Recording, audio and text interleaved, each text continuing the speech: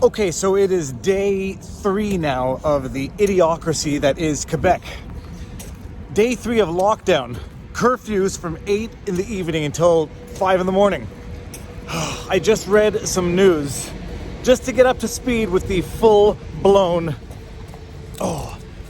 absolute lunacy that has overwhelmed and overcome our province. Okay, apparently in the first Saturday to Sunday, Monday, Tuesday, 3 days, the Quebec police have issued 750 fines of at least $1,000, possibly more, so we can round it up to just being no less than $1 million in fines that have been issued since this curfew has been imposed.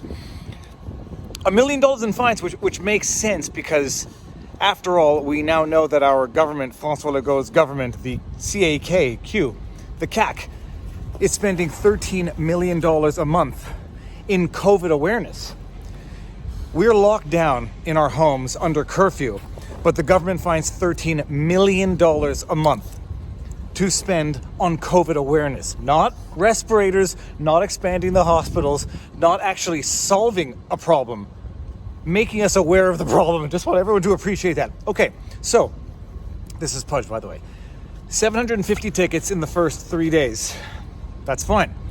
In Montreal alone, 158 tickets. That's no less than $158,000 in tickets imposed on citizenry who have been locked down, businesses shut down, curfewed, and now they're being slapped with fines for leaving their homes after 8 o'clock at night. Luckily, I've got Pudge now.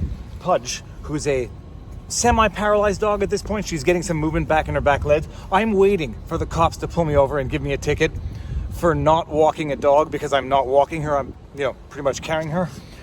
Okay, but that's, you can step there. No, step there. It's okay.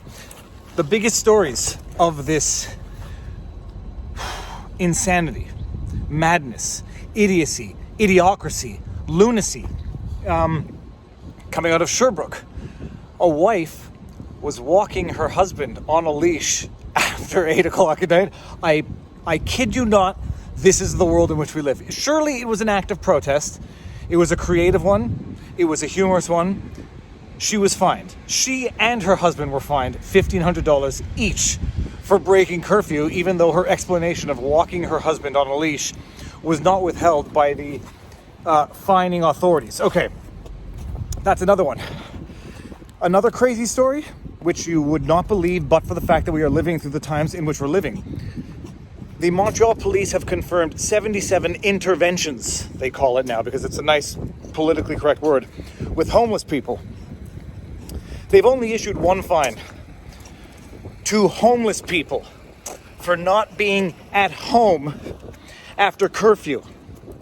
They've only issued one fine, but they had 77 interventions. All right, I appreciate that they're setting up temporary housing for homeless people, but you issue a fine to a homeless person for not being in their homes, which they don't have after curfew because they have nowhere to go. Okay, there's a word for that. Good governance is not one of them. And do we think that this homeless person who's homeless, who has no means to pay a ticket, is going to pay the ticket? We are paying government people to impose draconian, absurd lockdown measures.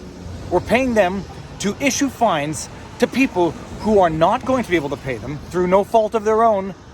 And this is where our money is going. That in addition to the $13 million a month for COVID awareness. Okay, let's do this. I think we're done. Oh, sorry, get over here. 1, 2, 3, hop. Okay, that is the Viva on the Street update. Day 3. Our government is failing us. They are no longer implementing any logical, rational measures to counteract their own incompetence for having failed to prepare for what they knew was coming. It's lunacy and absurdity, and we're paying for it in every which way and respect. Okay, what do you say? Have you done your business? I feel something warm running down my leg.